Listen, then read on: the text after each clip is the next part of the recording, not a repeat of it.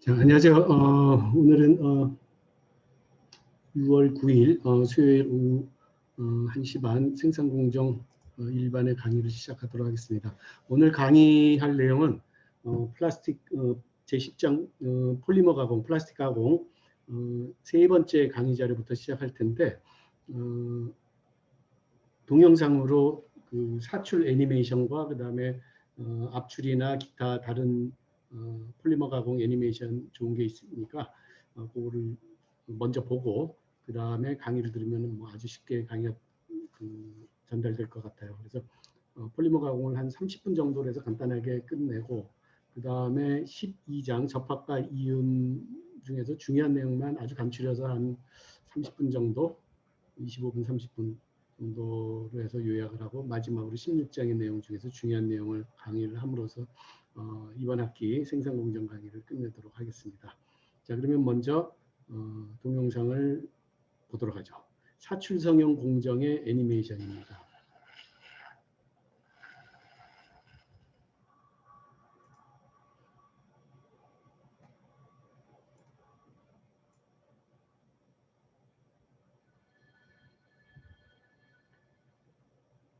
사출성형 공정의 원리.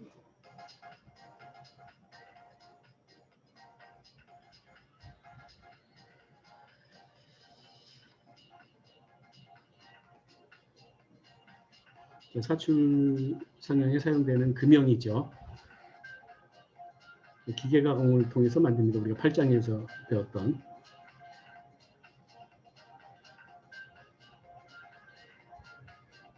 주입구 호퍼라고 그러죠. 여기에 펠렛이 담겨지고 열가소성 플라스틱이 보통 사출성형이 됩니다. 요즘에는 열가소성 펠렛에 단섬유, 숏 파이버, 카본 파이버, 탄소 섬유를 포함을 시켜서 같이 사출을 하는 보통 이제 대형 사출 부품은 대부분 강화섬유를 섞어서 사출을 하는 경향이 있어요. 그래야 더 경량화 효과가 높죠. 스크루가 회전을 하면서 주입구를 통해서 주입된 펠렛의 온도를 높여서 녹이게 되죠. 가소화 단계라 그래요. 그 다음에 충분히 압력이 축적되면 스크루를 전체를 앞으로 밀어서 금형 안에 높은 압력으로 용융된 플라스틱 수지를 가압을 하고 그다음에 금형은 가압된 플라스틱 수지를 신속하게 냉각을 시켜서 응고시키고 그다음에 금형을 열어서 사출 제품을 밑으로 떨어뜨립니다.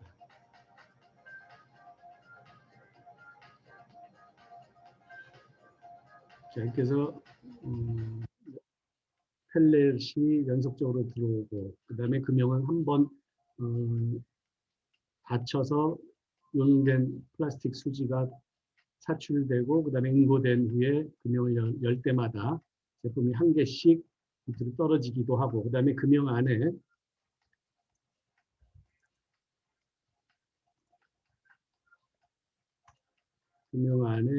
여러 개의 그 소형 사출 제품 같으면 한 번에 여러 개의 캐비티를 만들어 가지고 복수의 사출 제품을 응고시켜서 떨어뜨릴 수도 있습니다.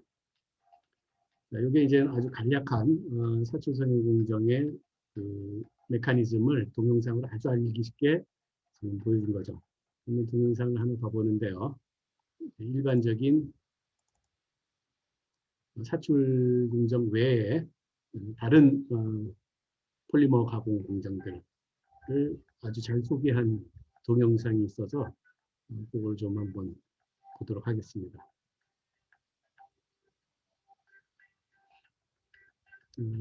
여기에는 이제 방금 앞에서 봤던 사출성형 공정 외에도 압출,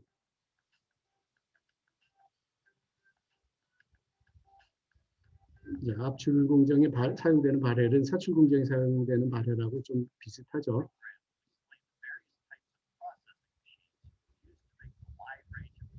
사출이나 압출로 대량 생산되는 플라스틱 제품이죠.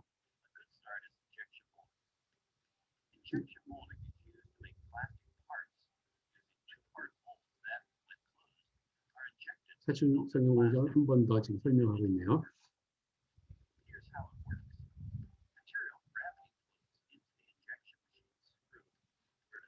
펠렛은 처음에 고체인데 앞으로 전진하면서 점점 온도가 올라가요. 왜 그러냐면 바깥에 빨간색으로 보이는 가열판이 있고 그 다음에 안쪽에서 스크루가 회전하면서 기계적인 에너지가 열로 바뀌면서 펠렛의 온도를 상승시켜서 결국 플라스틱을 용융시켜요.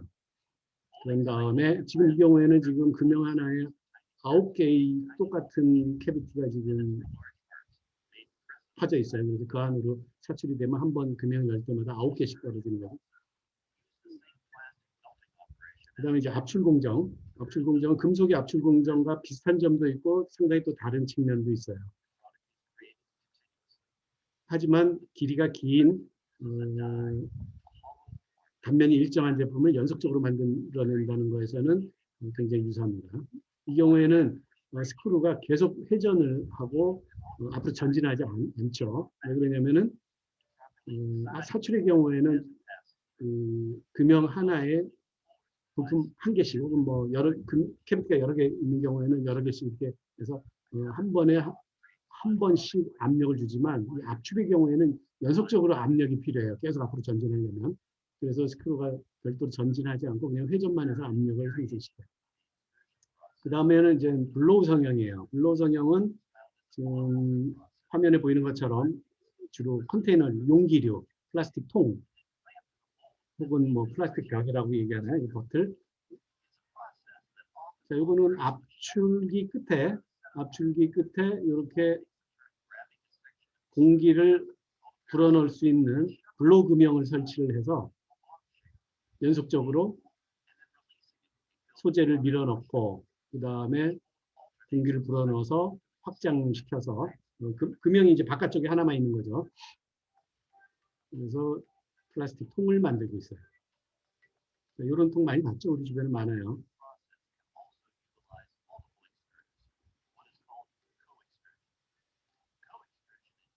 자, 코익스트루전이라고 하는 아주 중요한 공정을 지금 설명하고 있어요.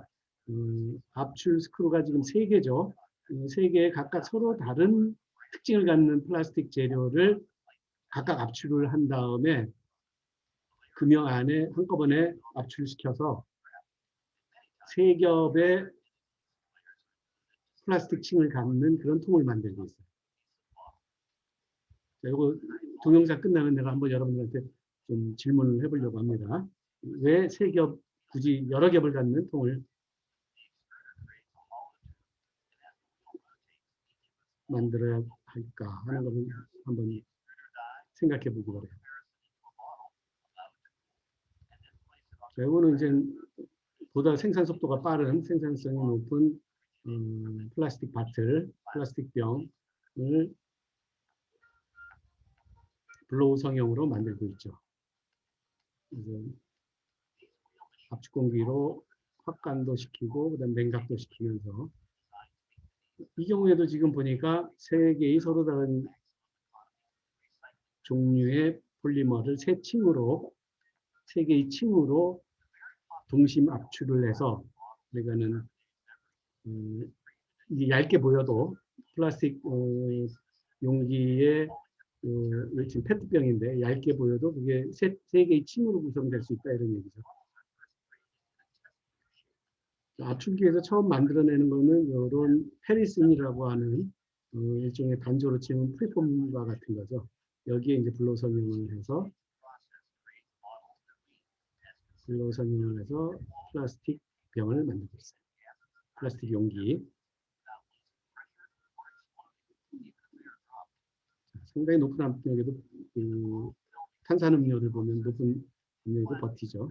그 다음에 이제 플라스틱 막을 만드는 방법이에요. 예를 들어서 쓰레기 봉지라든가 뭐 굉장히 요즘에는 좀 너무 남용되고 있는 경향이 있는데 이 경우에도 압출 스크류 끝에 압축 공기를 불어넣어서 냉각시키면서 위쪽으로 일정한 직경을 갖도록 부풀리면 두께는 계속 얇아지겠죠. 그렇게 해서 한쪽에서 이제 감아서 플라스틱 필름, 플라스틱 막을 만듭니다.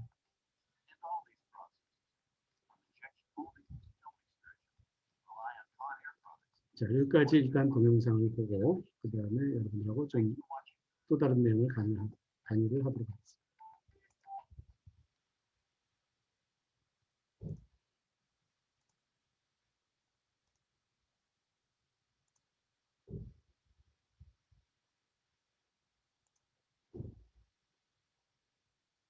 자, 아까 우리가 봤던 공정 중에서 블로몰딩이나 블로 성형이나 아니면 플라스틱 막을 만드는 경우도 마찬가지입니다. 여러 기업의 플라스틱을 사용을 한다. 뭐 이런 얘기가 있었죠. 자, 여러 층의 플라스틱을 사용을 하면 어떤 이점을 얻을 수 있을까요? 혹시 생각나는 사람이 있으면 한번 채팅창을 통해서 대답을 해볼까요? 플라스틱 병을 용기를 만드는 플라스틱 병을 만드는데 세 개의 서로 다른 특성을 갖는 플라스틱으로 용기를 만들었다.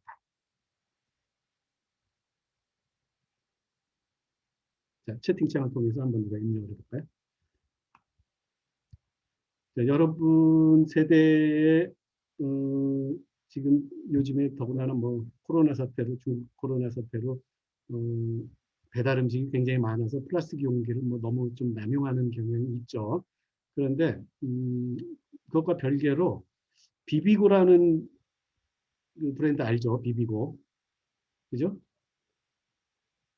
비비고뿐만 아니라 제 기억에는 한 10년 혹은 5년, 10년쯤 전부터 냉동식품이 굉장히 발달을 하고 한 5년쯤 전부터는 막 비약적으로 비비고라는 브랜드가 매출을 엄청나게 올리면서 우리 주변에 이제 식생활을 상당히 파고들고 있어요. 그 이전에, 그러니까 냉동식품이 많이 개발되기 이전에 상황하고 그다음에 비비고로 대표되는 냉동식품들의 출현 이후에 달라진 게 뭐냐면 이렇게 여러 개의 층을 갖는 비닐막 혹은 플라스틱 용기를 사용한 거예요. 그러다 보니까 맛이나 냄새나 그다음에 신선도나 이것을 플라스틱의 각 층들이 역할을 하면서 충실하게 자기 역할을 수행을 한 거죠. 그래서 예를 들어서 수분 증발이나 이런 거를 막는 층, 그다음에 맛이나 냄새를 보존하는 플라스틱 층, 그다음에 신선도를 보존하는 플라스틱 층. 물론 이제 냉동 기술도 상당히 발달을 했죠. 그러니까는 맛과 신선도를 유지하면서 냉동시키는 기술. 그다음에 그것을 보관할 때 그런 것이 잘 유지되는 플라스틱 용기. 이게 이제 합작을 하면서 제 기억에는 정확하게 얘기하기 힘들지만 10년쯤 전에는 냉동식품이 저는 그다지 맛이 없었던 것 같아요. 그런데 이게 언제부터 점점 발전을 하더니 뭐 요즘에 플라스틱 봉지에 포장된 그 식품들, 뭐 비비고 브랜드뿐만 아니라 뭐 무슨 맛집의 브랜드도 있죠. 뭐 무슨 곰탕, 뭐 이런 것들 보면은 뭐 집에서 그렇게 끓이다 그래도 그런만 되기가 힘들 정도로 보관이 잘 돼 있단 말이죠. 그죠? 그래서 모르겠어요. 일회용 식품 혹은 냉동식품 아니면 플라스틱 봉지에 담겨져 있는 식품 안 먹는 사람도 있겠지만 혹시 맛을 봐본 사람 같으면 이 예전 기술하고는 상당히 틀리다 이런 걸 아마 느낄 거예요. 그게 바로 아까 얘기했던 코엑시알 엑스트루전, 동심축 압출. 여러 여러 층의 플라스틱을 한 번에 여러 겹으로 압출할 수 있는 기술. 여기에 지금 기인하는 거죠. 그래서 오늘 강의 내용은 압출과 사출에 대해서 우선 간단히 설명하고 그다음에 그 외에 폴리머 가공 공정은 우리 자료들이 잘 준비되어 있으니까 여러분들이 자료를 참조하는 것으로 대체를 하고자 합니다. 자, 압출은 아까 압출기가 보이는데 아까는 이제 오른쪽에서 왼쪽으로 압출이 되는데 지금 그림은 왼쪽에서 오른쪽으로 스크루가 회전을 하면 펠렛이 녹아서 나중에 이 압출 가위 틈을 따라서 홈을 통해서 나오도록 이렇게 돼 있어요. 그래서 이 압출과 관련된 아주 간단한 모델을 한번 소개를 하자면 이런 모델을 소개를 할 수 있어요. 여기에 딸린 예제도 있으니까 여러분들은 요 수식과 함께 예제를 한번 풀어보면 뭐 금방 압출할 때는 압력이 이 정도, 그다음에 유량은 이 정도 생산성을 갖게 되겠구나 하는 것을 계산을 할 수가 있어요. 우선 압출기의 배럴을 스크루가 담긴 통이죠. 그러니까 압출 배럴의 계략도를 지금 여기 왼쪽 그림에 그려놨죠. 압출 배럴의 내경을 D, 스크루 입장에서 보면 스크루의 외경이죠. 그 다음에 요 스크루 날에 해당하는 걸 우리가 이제 날개판이라고 얘기해요. 날개판.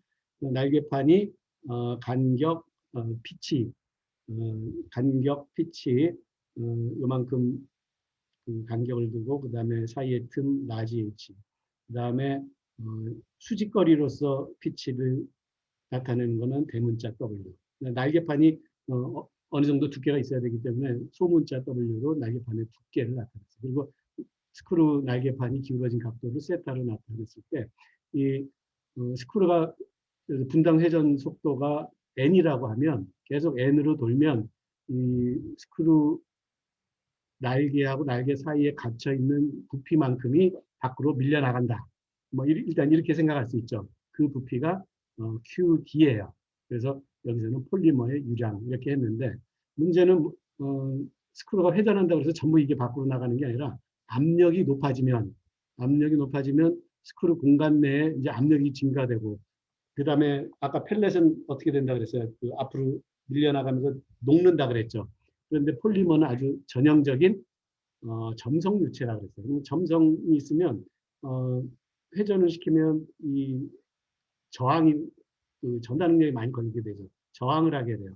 압력이 높으면 높을수록 그 저항력이 더 커져서 압력이 높아지면 그만큼 거꾸로 수축을 하기 때문에 빠져나가지 못하는 부피가 또 생겨요. 이것을 보정 유량이라고 얘기해요.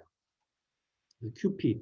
그래서 실제로 밖으로 빠져나가는 유량은 QD에서 QP를 뺀, 그래서 지금 가운데 부분의 식, 실제 유량이라고 표시된 식인데, 이거를 우리가 다른 말로 압출기 특성식, 그러니까 스크루와 배럴의 특성식이라고 얘기를 해요.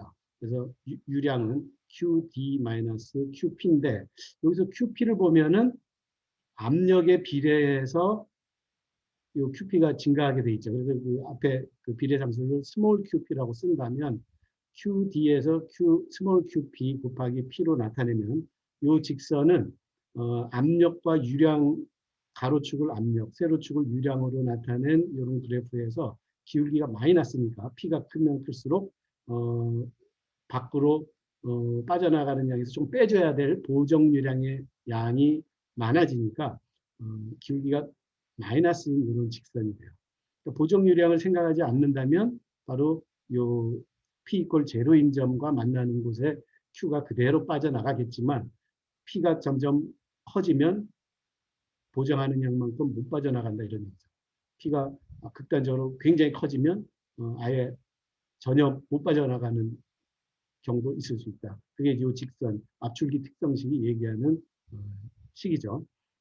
그런데 이렇게 밀려나오는 용융된 폴리머는 뭘 통해서 빠져나가야 되냐면 다이구멍을 통해서 빠져나가야 돼요. 그죠? 그래서 다이구멍은 그 구멍의 복잡한 정도에 따라서 한쪽에서 밀고 한쪽에서 다이구멍을 빠져나가야 되죠. 그래서 압력에 비례해서 다이구멍을 통과를 하긴 하는데 다이구멍의 형상에 따라서 밀려나가는 양이 틀린데 예를 들어서 원형 단면의 경우에는 용융된 폴리머의 점도를 분모해주고 다이랜드부의 길이 LD, 다이 원형 구멍의 직경 라지 D 이렇게 해가지고 K를 계산하면 이 K가 비례상수가 돼서 P의 K배만큼 비례해서 다이구멍을 통과해서 빠져나간다.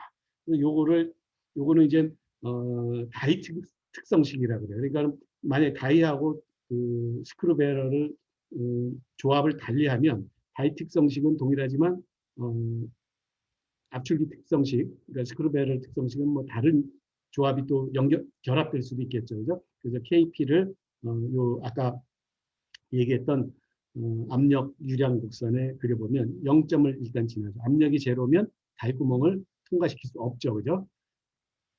점성 유체를 통과시킬 수 없다 이런 얘기예요. 압력이 커지면 압력에 비례해서 그 통과하는 유량이 쭉 많아질 텐데 요 다이 특성식을 나타내는 직선하고 그다음에 스크류의 특성을 스크류와 배럴의 특성을 나타내는 압출기 특성식을 나타내는 직선하고 서로 만나는 점에서 압출이 이루어진다. 이게 이제 폴리머의 압출 역학이에요. 그러면은 대략 서로 만나는 점이 지금 한 5점 몇 메가파스칼의 압력 그리고 거기에 상응하는 1.3 세제곱미터 퍼섹 정도의 유량 뭐 이렇게 계산이 될 수 있겠죠. 그죠? 확정이 되는 거죠. 그래서 이렇게 해서 압출기의 유량과 압력을 결정하는 방법이 있어요. 이것과 관련된 예제는 이제 금요일에 그 문제풀이 시간에 또 여러분들한테 한번 우리 조교가 그 문제를 풀어줄 계획으로 있습니다. 그 다음에 이제 아까 그 블로우 몰딩에서 크게 그 블로우 성형과 블로우 필름 두 가지를 그 애니메이션으로 봤죠. 그래서 뭐 동영상에서 너무너무 잘 설명이 돼서 간단하게 지나가도록 하겠습니다. 그 다음에 이제 전부 다 이제 압출기 끝에 달려 있으면서 그 응용되는 공정이에요. 압출기 끝에 압출의 일종으로서 다이 구멍이 튜브 형상을 갖도록 그 가운데 구멍이 있도록 압출품을 만들어내면 그게 바로 튜브 압출이죠. 플라스틱 튜브 압출이죠. 그리고 튜브 안에 전선까지 다 같이 압출해내면 그게 바로 전선인 거죠. 그 다음에 사출성형 우리가 다 봤으니까 동영상에서 봤으니까 쉽게 이해할 수 있을 것 같아요. 압력을 가하는 방법으로는 플런저형하고 왕복 스크류형이 있는데 거의 대부분의 사출기는 이 아래 B번 그림에는 왕복 스크류형을 사용하고 있습니다. 이건 이제 압출 금형의 일종이고 지금 이 경우에는 이제 사출 금형 사례고 지금 이 사진에 나타낸 그림이나 오른쪽 그림에 나타낸 사례에서 보면은 사출 제품을 금형 하나에 4개씩 크기가 작기 때문에 4개씩 배치를 했어요. 그리고 요 사출 금형의 구조를 보면 상당히 뭐하고 비슷하냐면 우리가 5장에서 배웠던 주조의 그 주조 설계할 때 우리가 탕구 설계 얘기했었죠. 주조 방안하고 탕구의 설계하는 방안과 굉장히 유사해요. 그러니까 스프가 있고 탕도가 있고 그다음에 게이트가 있고 이렇게 해가지고 사출품을 사출을 해내죠.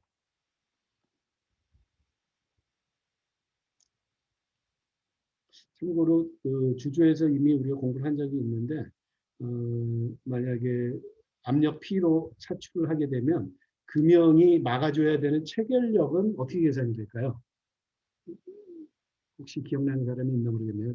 다이캐스팅이나 아니면 일반 주조에서 우리가 한번 살짝 얘기를 했었는데 금형의 체결력, 금형에 필요한 최소 체결력. 쉽게 얘기하면 금형이 틈이 벌어지면 안 되겠죠. 그죠? 틈이 벌어지면 그 사이로 흘러나올 테니까. 체결력은 투영 면적 곱하기 압력이죠. 그죠? 투영 면적 곱하기 용융 폴리머의 압력. 예를 들어서 아까 5메가파스칼로 사출을 하고 있다. 그러면은 이 투영 면적에다 5메가파스칼 곱한 결과에 해당하는 하중만큼 금형을 꽉 닫아 놔야지 밖으로 밀려나오지 않겠죠. 그다음에 사출금형의 뭐 종류고요. 그다음에 이 이후에 강의 자료들은 사출 공정 단계 요거는 우리가 동영상을 봤기 때문에 설명을 생략하도록 하겠습니다. 대신에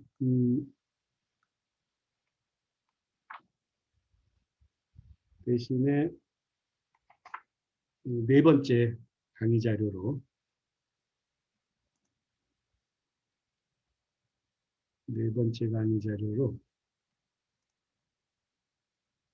그 사출 성형의 CAE에 대해서 간단하게 좀 소개를 하죠.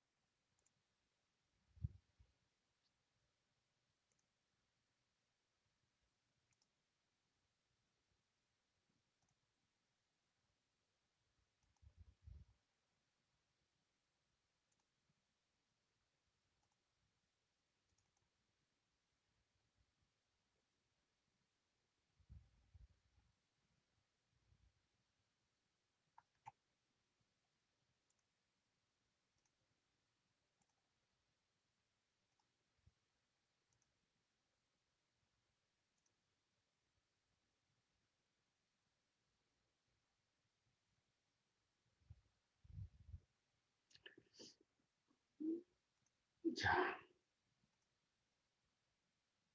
요거는 이제 우리 교재에는 많이 소개되지 않은 내용인데 제가 몰드플로우라고 하는 사출 성형 공정을 잘 해석할 수 있는 해석 소프트웨어 에서 자기 지금 뭐 전 세계적으로 몰드플로우라고 하는 패키지가 제일 많이 사용되고 있어요. 그래서 그거의 기능이랄까 이런 걸 잠깐 설명하면서 사출 성형 기술이 어디까지 발전해 있나 하는 것을 뭐 간단하게 좀 소개를 하도록 하죠. 우선 폴리머의 점도 모델이나 충전 과정에 대해서 잠깐 소개를 하고 그다음에 몰드플로우라고 하는 CAE 툴에 대해서 툴의 결과만 소개를 하는 겁니다. 기능만. 이거는 이제 점도 모델이 난뉴트니안 플로우, 난뉴트니안 유체 모델을 여러 가지 다양한 모델식을 통해서 표현한다 하는 얘기가 간단히 소개되어 있고요. 그 다음에 겉으로 봐서는 그 좁은 금형 틈을 용융된 폴리머가 유동을 하기는 하지만 그 내면을 보면 내부적으로 보면 꽤 복잡한 유동이 전개되고 있어요. 그 얇은 틈 안에서. 왜냐하면 금형 벽면은 차갑고 그 다음에 용융 폴리머는 그거보다 뜨겁고 차가운 금형 벽면에 닿은 용융 폴리머는 곧바로 응고를 하고 그 사이를 또 폴리머들이 전진해 나가야 되기 때문에 좀 복잡한 형상을 띄어요. 요거는 나중에 여러분들이 이제 더 고학년이나 아니면 대학원이나 아니면 기업에 진출해서 아마도 내 짐작에는 사출 제품을 다룰 사람들이 꽤 많아요. 많기 때문에 그때 이제 필요하면은 얼마든지 또 추가 후속 연구를 할 수 있으니까 필요에 의해서 공부를 하면 되겠어요.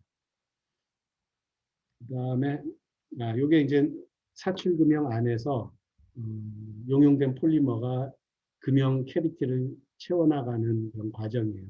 그래서 이거는 뭐 굉장히 단순한 사출 제품이잖아요. 그래서 지금 게이트가 하나만 있는데 이제 경우에 따라 게이트를 여러 개를 두고 그다음에 아주 복잡한 사출 제품 아마도 대표적인 제일 복잡한 사출 제품 중에 하나가 아마도 자동차의 범퍼일 거예요. 범퍼 주로 이제 밖에 설치하는 범퍼의 껍데기라고 할까요? 커버, 범퍼 커버. 그 다음에 또 굉장히 큰 사출 제품 중에 하나가 인스트루먼트 판넬이에요. 여러분들이 자동차에 타면 운전석과 조수석의 그 유리창 밑에 놓여 있는 그런 플라스틱 판 이런 게 다 사출 제품인데 그게 이제 대형 사출품에 해당해요. 이런 경우에는 게이트가 뭐 여러 개 그 게이트를 설치해야 충전을 시킬 수가 있죠. 자, 몰드플로우에서 이제 몰드플로우라고 하는 CAE 툴을 사용을 해서 계산해낼 수 있는 결과는 뭐 이것도 이 자료만 해도 벌써 한 10여 년 전 이상 이전의 자료이기 때문에 요즘에 또 CAE 툴들은 이보다 훨씬 더 발전돼 있죠. 훨씬 더 정교해지고 이렇게 돼 있습니다. 그래도 이제 기본적인 기능이니까 살펴보면 충전, 필링, 금형을 채우는 것, 금형 공동부, 몰드 캐비티라고 그래요. 몰드 캐비티를 채우는 과정을 충전, 필링, 다이 필링이라고 얘기해요. 몰드 필링. 그 다음에 폴리머는 약간 부피가 줄어드는 경향이기 때문에 그 압력을 가해도 부피가 줄어들고 그 다음에 냉각이 돼도 또 수축을 하고 부피가 수축을 하고 이러기 때문에 냉각이 되는 응고되는 과정 동안에 계속 압력을 가해요. 그래서 수축되는 부피를 보상을 할 수 있도록 하는 과정을 패킹이라고 해요. 그 과정을 아주 면밀하게 살펴볼 수가 있다. 그 다음에 이제 또 다른 기능으로는 사출된 제품을 금형에서 끄집어냈을 때 약간 변형을 할 수가 있어요. 변형하는 주된 이유는 불균질한 냉각, 그 다음에 불균질한 보압 과정에서의 그 부피 감소, 부피 수축 이걸로 인해서 지금 이 화면을 보면은 자세히 보면 실선이 있고 그 다음에 그 실선하고 살짝 차이가 있게 이 칼라로 사출 제품이 그려져 있잖아요. 이 실선이 원래 금형의 치수고 그 다음에 그 천연색 칼라로 그려져 있는 것이 이제 금형에서 끄집어냈을 때의 사출품을 약간 아마 과장해서 그렸을 거예요. 여기 단위는 밀리미터인데 변형된 양, 금형과의 그 차이는 밀리미터긴 한데 이거는 조금 과장해서 그려줘야 해석하는 사람이 금방금방 찾아볼 수 있겠죠. 눈에 띄기 때문에.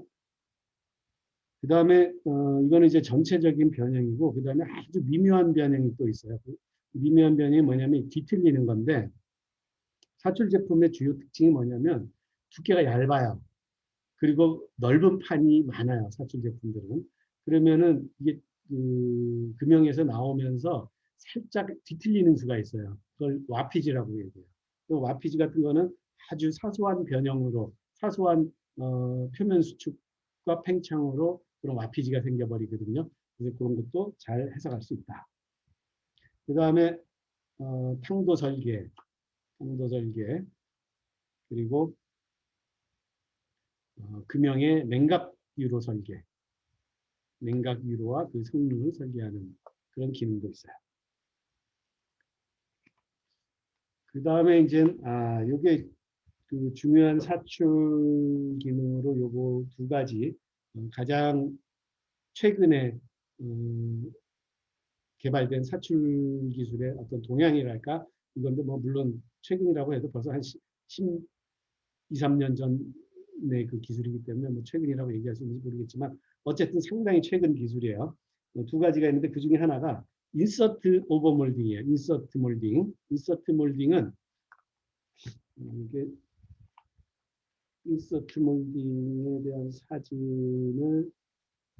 사진 자료를 보면은 금방 이해가 되는데 그 사진 자료를 좀 찾아보겠습니다.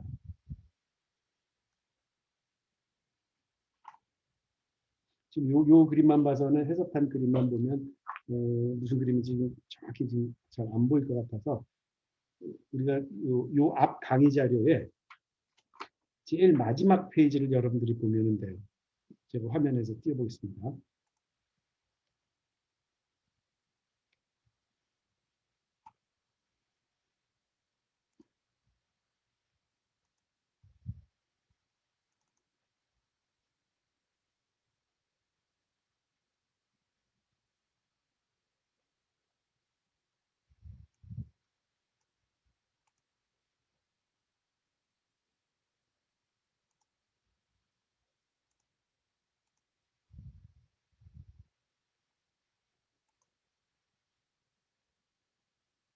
자, 요게 이제 폴리머 가공의 세 번째 강의 자료의 제일 마지막 슬라이드예요.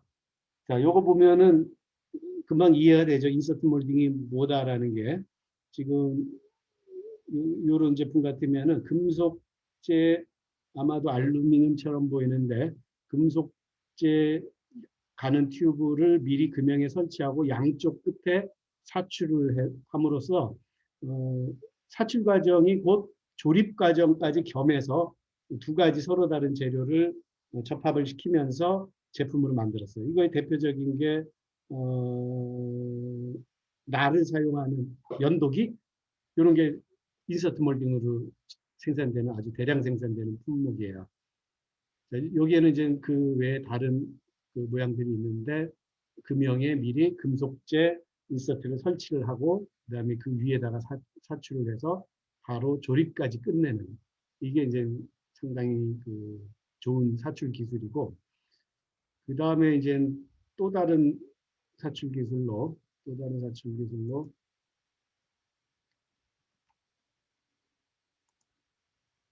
다시 돌아가서 오늘 강의 네 번째 강의자로 돌아가면 어떤 슬라이드를 우리가 보고 있어요? 코 인젝션 몰딩. 코 인젝션 몰딩은 지금 보니까 색깔이 몇 가지예요? 두 가지죠? 두 가지 색상을 갖고 있어요. 두 가지 색상을 가진 플라스틱 용융 폴리머를 하나의 금형에다 사출을 한 거예요. 그래서 색깔 두 가지를 한꺼번에 띄도록 이렇게 사출을 했어요. 그 다음에 이제 그 외에 몰드 플로우 기능, 솔리드 모델링도 할 수 있다. 그 다음에 복잡한 그 형상은 가운데 평면 미드플레인 메쉬를 유한 요소 해석에 사용되는 메쉬를 만들어서 시뮬레이션에 바로 활용할 수도 있다. 이상 첨부한 내용은 이런 사이트와 그 다음에 참고 도서를 제가 참조해서 이 강의 자료를 만들었습니다. 그리고 이제 플라스틱 폴리머 가공의 5번째 강의 자료는 그냥 각자 여러분들이 읽어봐도 아주 쉽게 설명이 되어 있고 우리 교재도 거의 비슷하게 쉽게 설명이 되어 있기 때문에 여러분들이 금방 이해를 할 수 있을 거예요. 그리고 그 외에 중요한 내용으로 아주 중요한데 여러분들이 미리 강의를 너무 잘해줘가지고 제가 생략하고 넘어가는 부분이 있어요. 그 부분이 뭐냐면 신속 조형 기술, 신속 금형 기술이라고 하는 부분이 우리 10장 폴리머 가공에 설명된 내용인데 전에 그 2시간에 걸쳐서 우리가 여러분들이 발표를 했잖아요. 자료를 조사하고 발표를 했어요. 거기에 들어가 있는 내용들이 설명되어 있기 때문에 제가 중복해서 설명할 필요가 없을 것 같아서 강의는 생략하고 여러분들이 발표했던 내용을 강의 내용으로 대체하고 넘어가도록 하겠습니다. 자, 그리고 이제 12장의 접합과 이음이라고 하는 강의 내용을 좀 간단하게만 소개를 하려고 하는데요.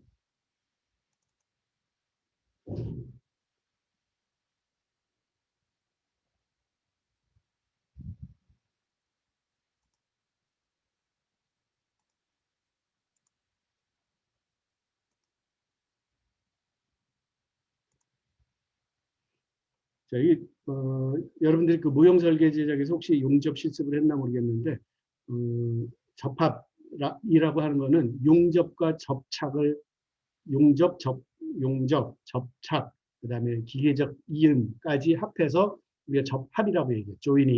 조이닝의 종류로서는 웰딩도 들어가고 그다음에 어드히시브 본딩도 들어가고 그다음에 미케니컬 패스닝도 들어가고 세 가지가 대표적인 접합 방법이죠.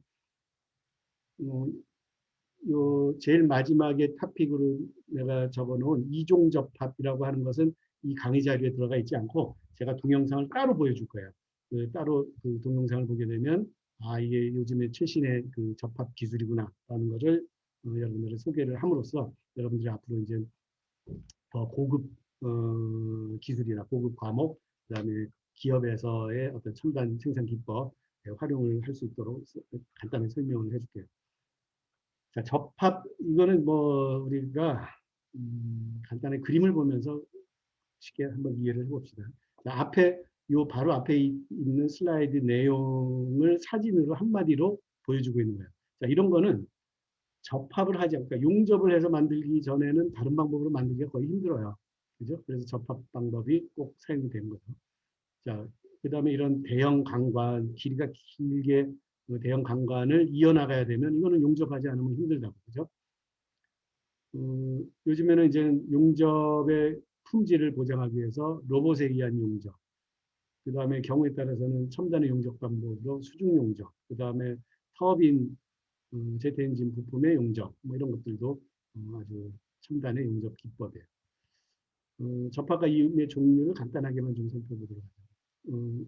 우선 융접이라고도 얘기해요. 녹여서 모재 일부를 녹여서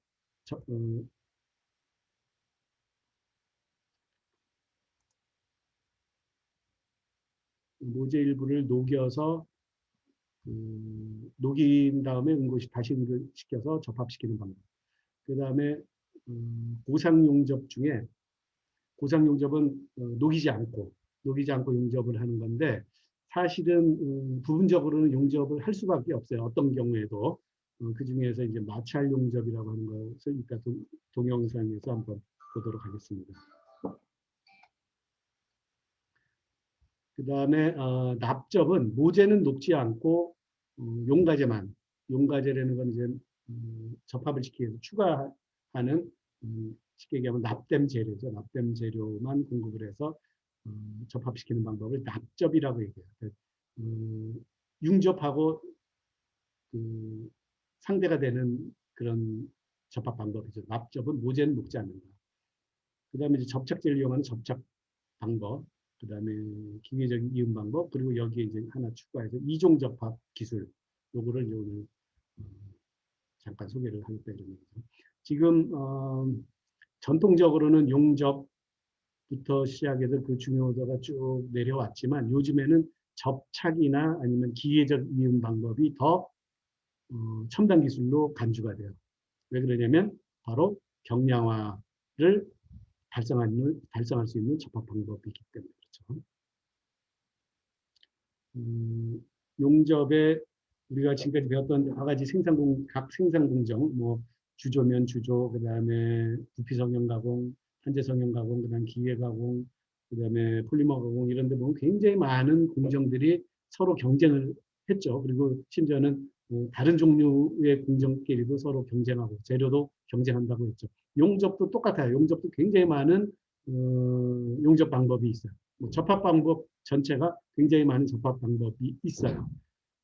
그러니까 모재 일부를 녹이는 용접만 해도 과거에 사용되던 산소 용접부터 시작해서 이제 더 이상 공업적으로 사용되지 않지만 산소 용접부터 시작해서 아크 용접도 전극이 소모되느냐, 전극이 같이 녹느냐 아니면 녹지 않느냐, 그래서 소모성 전극, 비소모성 전극, 그 다음에 고에너지빔을 이용한 그 용접. 약자를 나타내고 있는 것은 여러분들이 전부 우리 교재를 한번 읽어봐야 돼요. 그러면 이게 이러이러한 약자고 이 약자에 상응하는 우리말 명칭은 뭐구나. 이걸 여러분들이 공부를 해야 된다는 얘기죠. 용접할 때는 주조에서처럼 금속이 녹는데 극히 일부만 녹아요. 전체 대상이 되는 제품의 일부만 녹아서 녹았다가 다시 응고를 해서 융접이 되죠. 용접 혹은 융접이 되죠. 용접부 내의 주조 조직처럼 결정립도 성장하고 하는데 주조에 비해서는 크기가 작기 때문에 아무래도 미세한 결정력이 생길 확률이 높죠. 그런데 이제 용접부의 아주 중요한 특징 중에 하나는 바로 열 영향도라고 하는 겁니다. 그래서 열 영향도는 HAW, Heat Affected Zone을 우리말로 이제 열 영향도라고 얘기해요. 그래서 용가제와 모재가 함께 녹았다가 다시 응고한 부분보다 살짝 밖에 있으면서 그러니까 용융되지는 않았지만 굉장히 높은 온도까지 가열됐다가 다시 냉각되는 바람에 미세 조직이 바뀐 부분, 이 부분을 열 영향도라고 얘기해요. 보통 열 영향도가 가장 취약해요. 자, 지금 이 단면 사진을 보면 용접부가 있고 그 다음에 그 옆에 이렇게 색깔이 약간 변색되어 있는 것처럼 보이는 게 열 영향도죠. 그리고 이제 그 바깥에 있는 부분 이름은 여기 베이스 메탈이라고 이름을 붙여놨고 이것을 우리가 뭐라고 부르냐면 모재라고 부르고 있어요. 모재. 원래 판. 우리가 모재라는 비슷한 명칭이 그 복합재료에서도 한번 나왔잖아요. 매트릭스 머티리얼, 매트릭스. 이것도 모재라고 얘기를 했죠. 그다음에 최근 기술들은 뭐 이것도 제가 강의 자료 수집할 때가 벌써 오래전이기 때문에 이제 지금은 더 이상 최근 기술이 아닐 것 같아요. 그다음에 이제 요즘에 이제 레이저 용접 굉장히 중요해졌어요. 왜 중요해졌냐면 바로 배터리 케이스를 만들어야 됩니다. 배터리 케이스를 대량으로 만드는데 그 배터리 케이스를 서로 연결하는 용접을 레이저 용접을 써요. 배터리는 이제 어디에 많이 쓰이기 시작했냐면 최초에는 핸드폰 배터리부터 시작해서 지금 이제 전기 자동차에 들어가는 배터리 용접의 퀄리티 품질에 따라서 배터리가 뭐 폭발할 수도 있고 그렇죠. 내부에 이제 압력이 증가됐다 감소됐다 증가됐다 감소됐다 이러니까 용접 품질은 주조하고 비슷해서 기공이라든가 그다음에 융합이 불량돼서 균열처럼 보이는 이런 날카로운 형상이 있다거나 이러면 전부 다 용접 결함이라고 볼 수가 있어요. 우리 교재에 자세히 써 있으니까 각자 읽어보도록 하죠. 형상불량, 용접균열, 층상파열 이런 것들 전부 다 표면 손상, 용접 결함이에요. 그 다음에 이제 기계적 이음까지 설명이 우리 강의 자료는 여기까지 이제 설명이 되는데 이제 동영상을 두 개 보도록 하겠습니다. 동영상을 보기 전에 이종 재료의 접합에 대해서 간단히 설명을 하고 동영상을 보도록 하죠.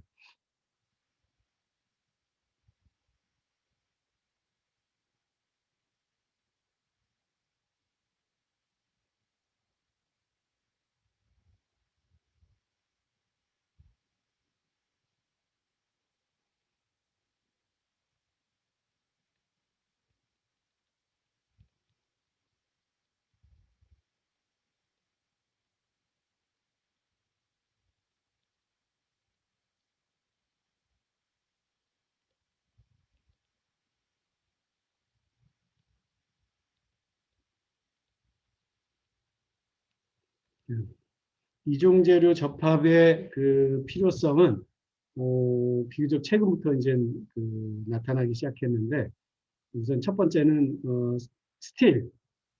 스틸과 알루미늄끼리 과연 잘 붙일 수 있을 거냐. 그 다음에 두 번째는 금속, 그게 이제 스틸이 됐건 알루미늄이 됐건 금속과 그 다음에 비금속 재료를 잘 붙일 수 있을 것이냐. 이런 두 가지 필요성이 대두가 됐어요. 왜 대두가 됐냐면 물론 이제 이종 재료끼리 이종 재료라는 건 이제 종류가 서로 다른 재료다 이런 뜻이에요. 이종 재료끼리 접합시키는 방법은 뭐 항공기나 이런 곳에서는 오래전부터 이제 그 접착제나 뭐 이런 걸 사용해서 리벳이나 이런 걸 사용해서 접합시켜 왔지만 이게 이제 본격적으로 자동차에 적용이 되기 시작한 거는 그렇게 오래되지 않아요. 10년도 안 돼요. 10년도 안 되는데 이제 첫 번째가 제일 어쨌든 이종 재료를 사용하게 만든 첫 번째 요인은 뭐냐면 경량화에 대한 필요성이에요. 경량화를 시켜야만 자동차 업체들의 생존 경쟁은 경량화에 보통 달려 있거든요. 왜냐하면 경량화는 곧 뭐를 뜻하냐면 연비의 향상. 연비의 향상 곧 무엇을 뜻하냐면 환경보호, 환경 문제에 대한 해결 기술. 이게 이제 연비를 향상시키는 거다. 그리고 심지어는 이제 요즘에는 이게 어떻게 또 변질이 됐냐면 내연기관에서 전기자동차로 가려니까 배터리가 무겁다. 아직. 그러니까 차체는 어떻게 되면 무조건 가벼워야 돼요. 배터리가 무겁기 때문에. 그러다 보니까 이제 예전처럼 무조건 강도나 강성이 높은 그리고 가격이 저렴한 철강 재료, 스틸 재료를 그냥 그대로 사용하기는 좀 곤란하다. 그러면은 아주 강도가 아주 필요한 곳은 스틸을 꼭 사용해야 되겠지만 그렇지 않은 곳은 알루미늄이나 아니면 복합 재료를 사용하는 게 어떠냐. 그러려면은 스틸하고 알루미늄 혹은 스틸하고 복합 재료 혹은 알루미늄하고 복합 재료 이런 것들이 접합이 돼야 되겠다. 그죠?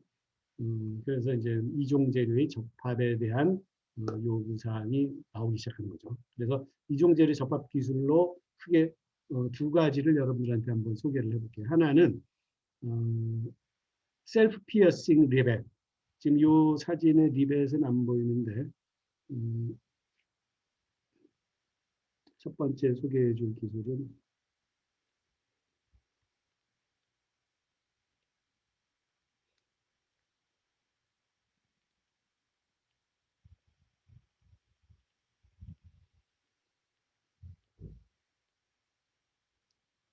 자체 관통, 자체 피어싱인데 관통은 아니죠. 자체 부착 리벳. 이 정도로 그러니까 우리말도 아예 그냥 딱 정리된 게 없네요. 제가 지금 생각해보니까. 그다음에 또 하나의 기술은 스터 웰딩.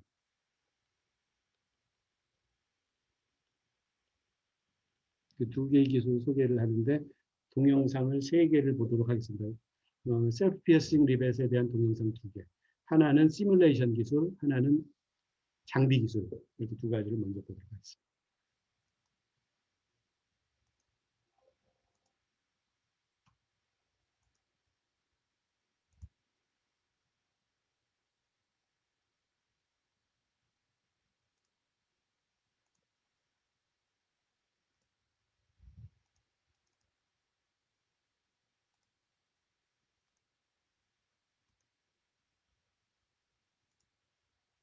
LS 다이나라고 하는 유한요소에서 패키지인데요. 지금 빨간색과 파란색 서로 다른 종류의 두 개를 겹쳐놓고 단면이 원형인 위에서 봤을 때는 원형인 리벳을 금형에 놓고 눌러대는 거죠. 그러면은 이 리벳이 끝까지 전진하려면 어떻게 돼요? 벌어져야 된다고 밑부분이. 왜냐하면 이제 금형이 그렇게 유도를 하고 있죠. 가운데 볼록 튀어나온 부분이 있어서. 그래서 결국은 이 리벳이 한번 딱 박히면 이 리벳의 특징이 뭐예요? 이제 반대쪽은 리벳 구멍을 사전에 만들 필요도 없고 그 다음에 바깥쪽에서 또 추가로 뭐 두드릴 필요가 없어요. 그러니까 한쪽에서 일방적으로 리벳을 박으면 알아서 고정이 되는 그런 구조가 되는 거죠. 이런 기술이 한 5년 전, 대략 20년 전부터 개발되기 시작하다가 비교적 최근에 들어와서 한 5년쯤 전부터 본격적으로 상용화되기 시작했어요. 이 장비를 한번 보도록 하겠습니다.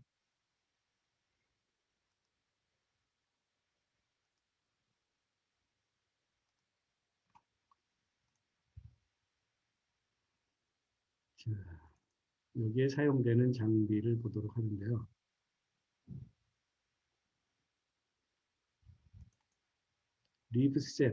리브셋이라고 하는 장비네요. 제2세대 완전 자동화된 셀프 피어싱 리베팅. 이렇게 아까 우리가 애니메이션에서 봤던 그림은 이렇게 로봇 팔에 부착이 돼서 이게 이제 리베팅하는 기구죠. 로봇 팔에 부착이 돼서 3차원적으로 이동하면서 한 군데에선 리벳을 들어다가 지금 다른 쪽에다 갖다가 받고 있죠. 리벳을 받고 있는 거예요. 따로 리벳 구멍을 미리 뭐 내거나 사전에 손질할 필요가 없어요. 그러니까 이게 이제 리벳이 공급되는 거예요. 그래서 자동 이송되면서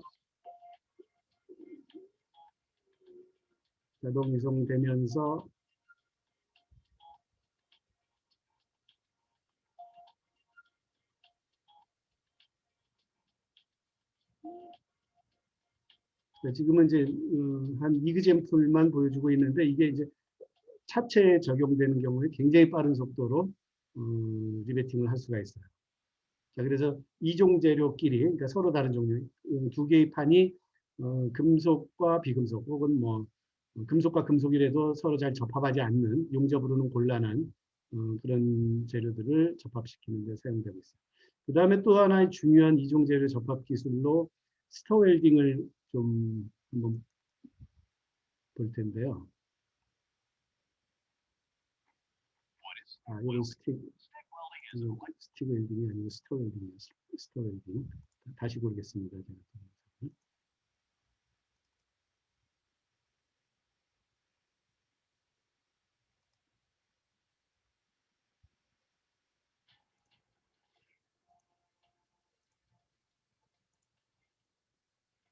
이거는 이제 파나기라고 하는 일본의 그 로봇 제조 회사죠. 여기에서 용접기로서 스터 웰딩 용접기를 개발을 해서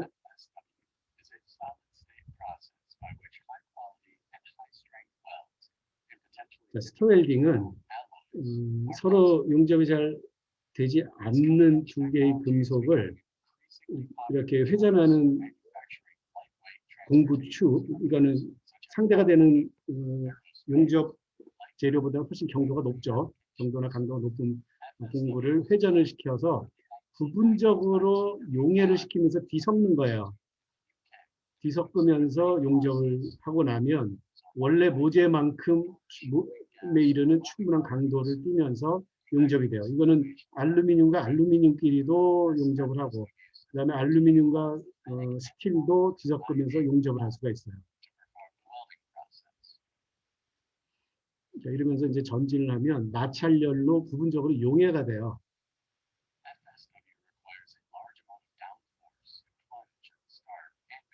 부분적으로 용해이 되면서 뒤섞이고 곧바로 응고를 해가지고 용접부를 형성하는 거죠. 기본적으로는 마찰 용접과 유사한데 일반 마찰 용접하고 조금 개념이 틀려요. 상당히 우수한 용접 방법이죠.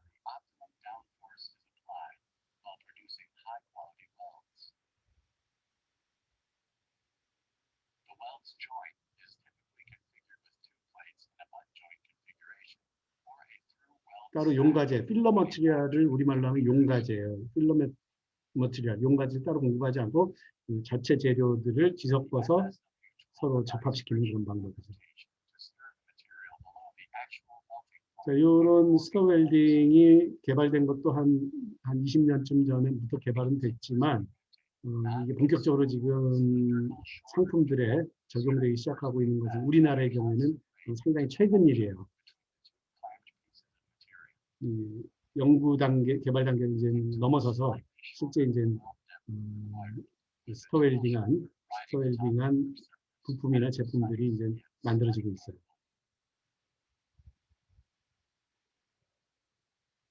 자, 이게 이제 용접이 되고 나서의 용접부를 나타내고 있는데, 이거는 이제 융접이 아니고 부분적으로만 아주 그렇게 일부만 필요한 부분만 놓고 그 다음에 굉장히 큰 소성 변형을 통해서 그 접합이 되기 때문에 융접의 일종은 아니고 굳이 들자면 마찰 용접의 일종이라고 볼 수가 있어요. 자, 여기까지 보고 그 다음 16장 강의로 넘어가도록 하겠습니다.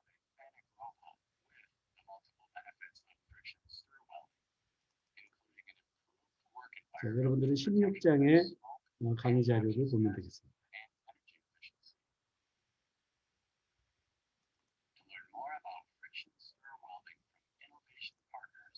이 동영상을 꺼야지 좀 속도가 빨라질 것 같아요.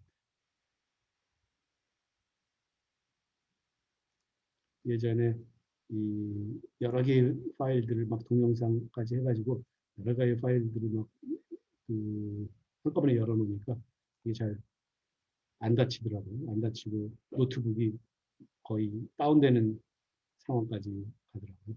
지금도 약간 그런데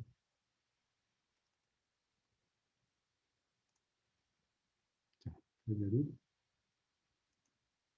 다시 화면을 공유를 하고 강의를 마치도록 하겠습니다. 이제 우리 강의 시간이 한 15분 정도 남았는데 16장의 내용을 간단히 소개를 하면서 오늘 이번 학기의 강의를 전체를 마치도록 하겠습니다. 16장의 내용은 너무너무 중요한 내용들이 압축 요약이 되어 있어요. 우리가 이제 1장에서 처음 이 생산공정이라고 하는 과목을 처음 소개할 때도 이러이러한 것을 공부할 것이다. 그리고 이러이러한 점들이 중요하다. 이렇게 얘기했지만 16장은 그것을 전체를 모아서 요약을 해서 이럴 때는 이런 가이드라인, 저럴 때는 저런 가이드라인 이런 걸 좀 생각을 해봐라. 이런 내용들이 들어가 있기 때문에 아마도 여러분들이 이제 기업이나 이런 데 가서 실무 연구 개발을 한다든가 이런 역할을 할 때는 꼭 참조해야 되는 그런 내용이 아닌가 싶어요. 어떤 내용들이 담겨 있냐면 제품 설계할 때 어떤 방향으로 설계를 해야 될까? 품질 관리는 어떤 방향으로? 그다음에 지속 가능 가공, 그다음에 재료 선택하는 때의 그 생각할 점, 그다음에 공정 능력이나 가공법 선택할 때 고려할 점, 가공 비용과 비용 절감에 대해서 고려할 점 이런 것들을 이제 토픽으로 삼았어요. 16.2.1절을 우리 교재를 보면 좋은 제품 설계는 요 질문을 한번 해보고 자체 점검하는 질문인데 가급적이면은 이 가이드라인대로 좀 설계를 해봐라 이런 내용이에요. 그래서 한번 굉장히 중요한 내용이니까 간단하게 한 번씩 짚고 넘어가도록 하죠.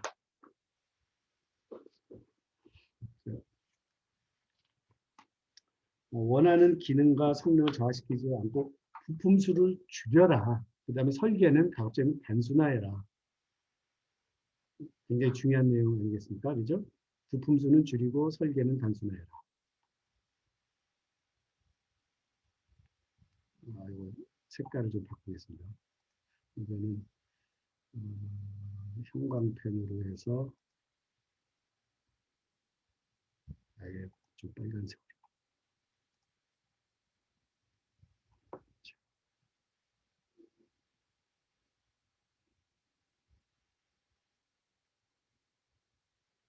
빨간색은 또 너무 진하군요. 노란색으로.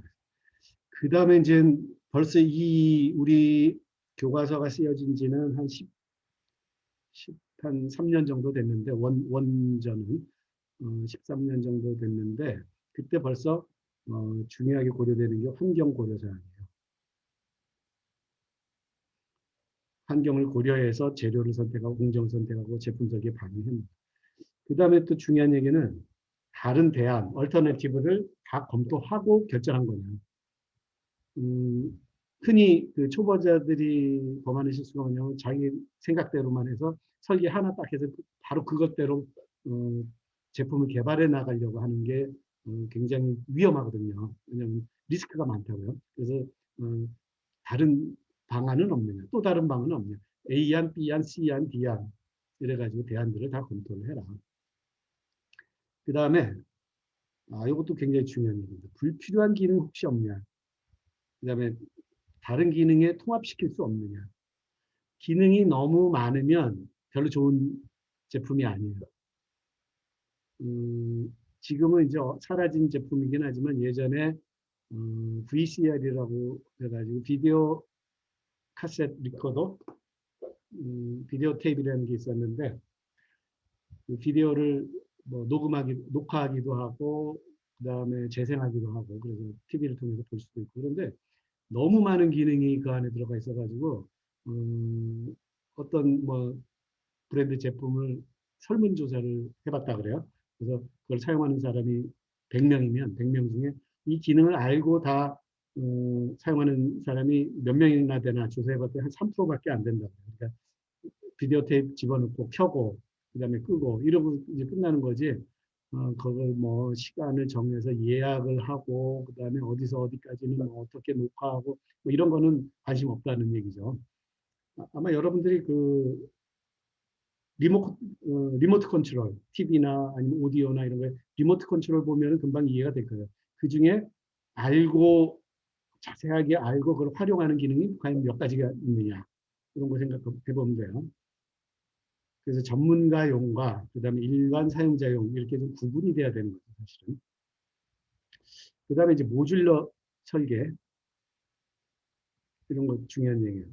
그러니까 부품의 그룹으로 나눠서 모듈화 시켜가지고 나중에 조립을 해버리면 각 모듈들의 성능만 확실하게 서비스하거나 아니면 개량하거나 이러면 되는데 모듈화 시키지 않고 그냥 부품 하나하나 하면은 조금 관리하기가 힘들다.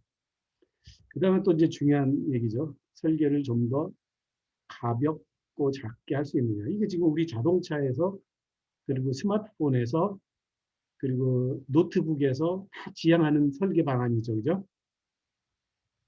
그 다음에, 이거 중요한 얘기죠. 7번. 치수공차와 표면 정도를 너무 과도하게 하면 안 된다. 왜? 원가가 올라가거나 아니면 극단적인 경우는 그렇게 제조할 수 없을 수도 있어요. 자, 요 얘기는 또 뒤에 나오니까 잘 기억하기 바랍니다. 그 다음에 조립, 유지보수, 분해, 서비스, 재활용 이게 보장이 되는가? 8번이 그거죠. 그 다음에 9번은 가급적이면 모든 걸 다 만들지 마라. 지금 이미 대량 생산되는 대부분의 그 상품들은 반조립품의 상태로 출고가 되고 최종 그 업체에서 그걸 조립을 해서 여러분들한테 판매를 해요. 대표적인 게 스마트폰, 그죠? 그다음에 자동차 이런 거예요. 처음부터 다 만들지 않는다. 하청업체들이 반조립품을 만들어서 납품을 해요. 그 다음에 이제 10번 굉장히 중요한 얘기죠.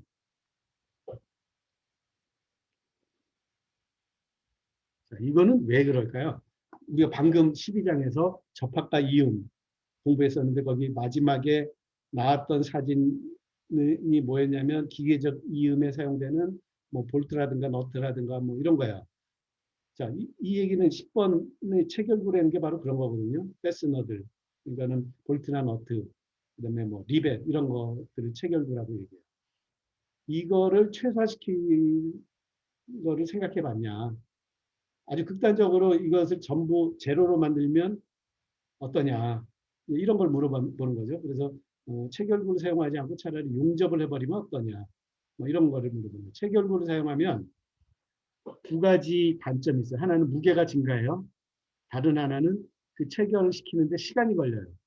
이 두 가지를 없앨 수 없는가.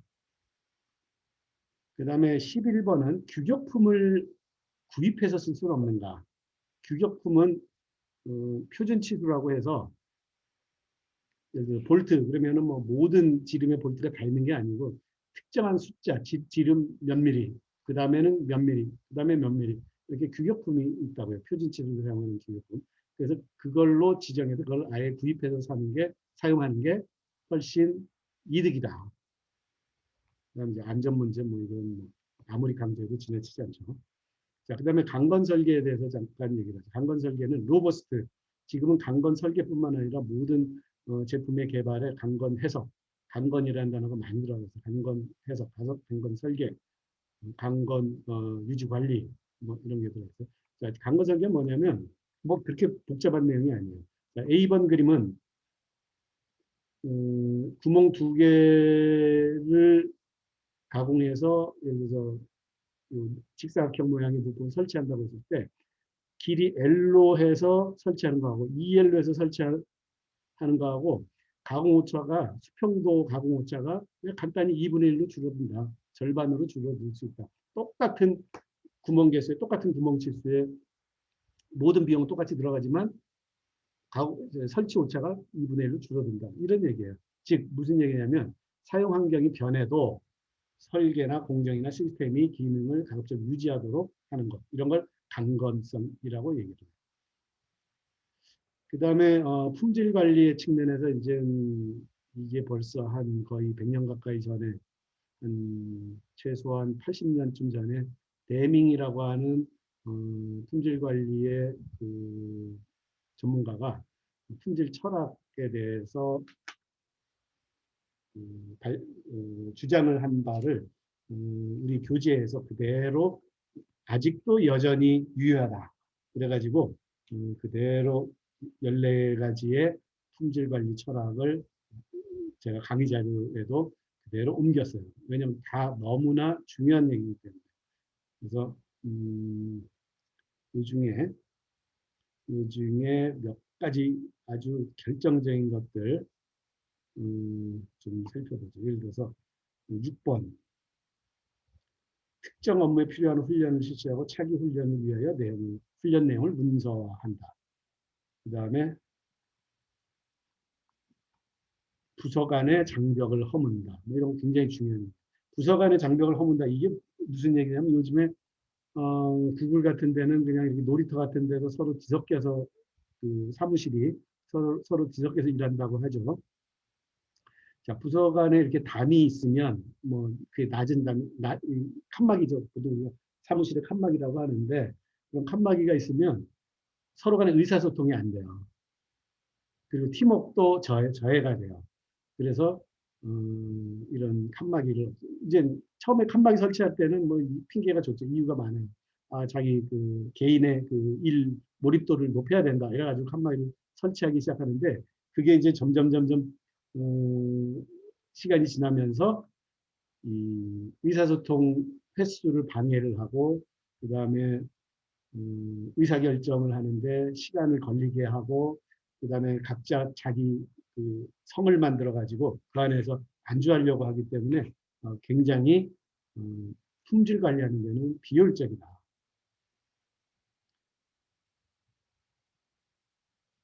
그 다음에 14번 사내 구성원 모두가 변혁을 성취한 업무를 하도록 격려를 해줘야 된다. 어떻게든 바꿔나가자. 이게 이제 품질 관리하는 데 도움이 된다.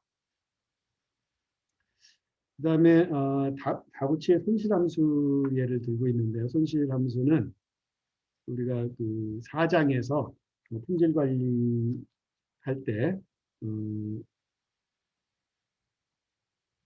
요 다음 페이지를 먼저 보죠.